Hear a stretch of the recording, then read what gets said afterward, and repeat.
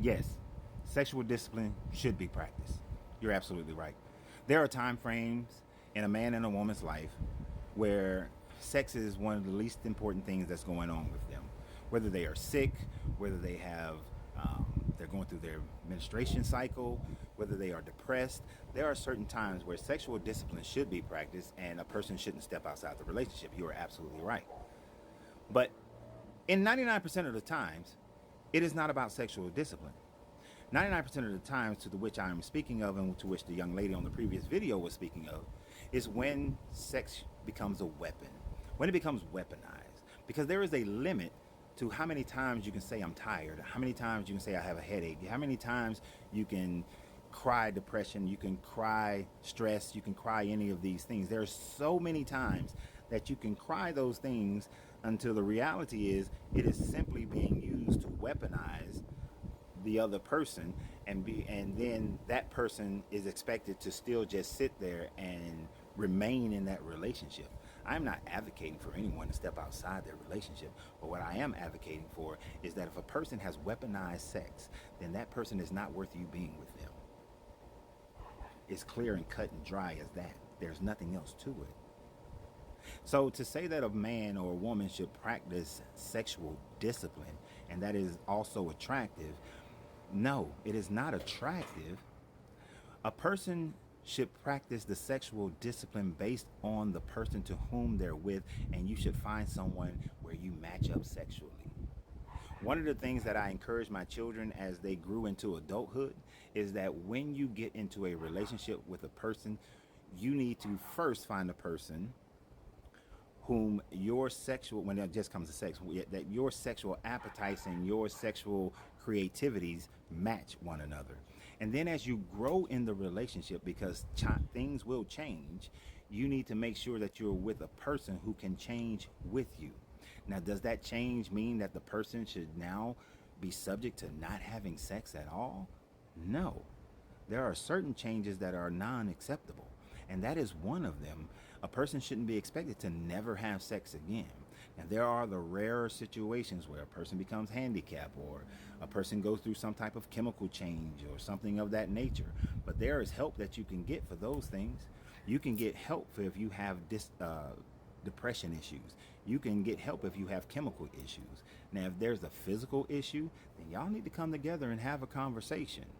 Because at my age right now, at 53 years old, if I were to become completely handicapped and paralyzed from the waist down, neck down, it would be very selfish of me to expect for my wife to not be able to go and have and fulfill her sexual desires.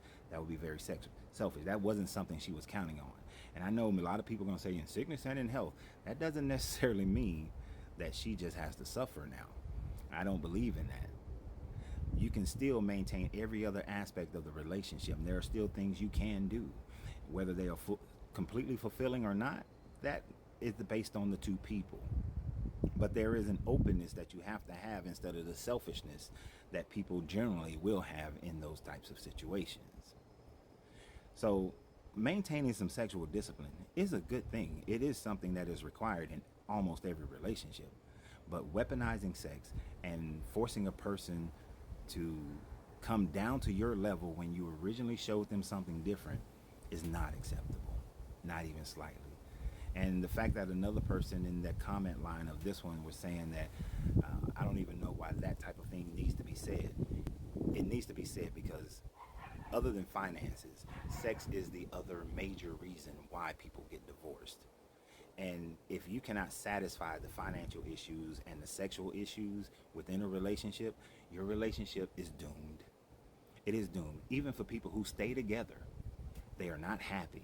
And I have never understood, oh, we've been married for 50 years, but you're unhappy. We've been married since we were teenagers, but you've been unhappy for 20, 30 years. Why are you there if you're unhappy? There is no reason for two people to continue to live in a state of misery simply because of what the outside world thinks. Because I've seen plenty of those couples who will say, oh, we're celebrating 50-year anniversary.